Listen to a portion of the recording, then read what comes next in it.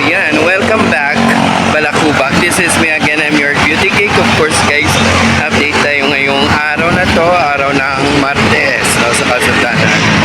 So medyo hindi matraffic yung pag-uwi natin. Wala masyadong hassle sa daan.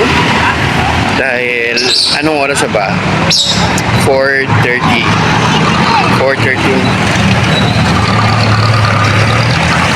na, so may mga natara tayong mapa. Hindi ko alam kung anong paninda nito, parang gulay. So ayan yung mga jeep, ay walang mga sakay. Walang mga sakay guys. So yung kalsada natin is lubak.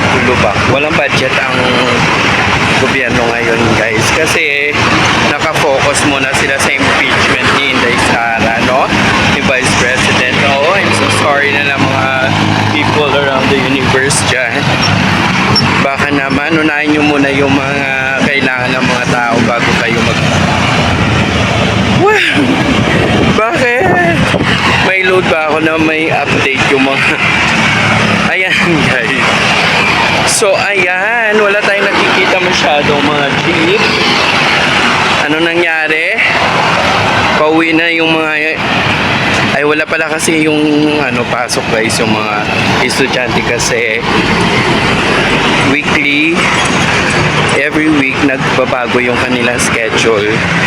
1 week is online, 1 week is face to face, kaya ganoon, no? So ayan, kasi wala tayong ma-upload mamaya, so kailangan natin mag-update, no? Thank you so much sa mga solid family farmers ko. Of course, sa mga taong sa likod ng aking tagumpay. Sana patuloy kayong mag-support sa akin guys, no? And then, to all my friends in other country, thank you guys. So, mamili na tayo ng motor. Baka malay mo, magkapera na tayo at saka makabili na tayo ng motor. Hindi na tayo maglalakad, no? Charis. So, sana maglasyahan, no? Ano lang talaga, you know. So ayan guys, no, merong Honda dyan, baka naman, so baka ayan.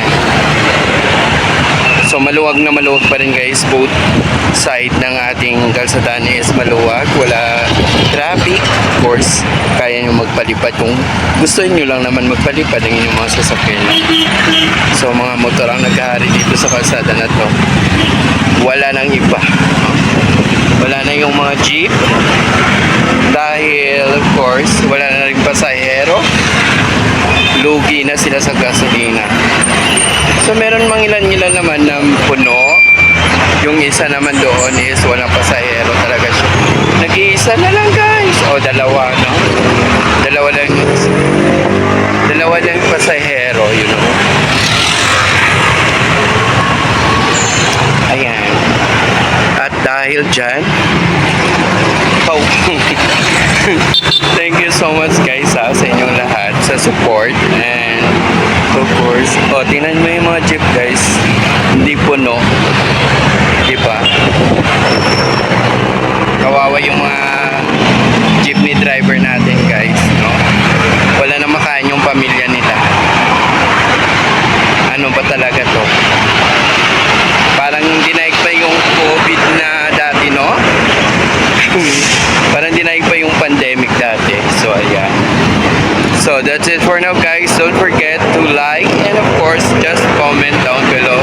If you like this video guys, mag-update tayo ng bonggang updation, no?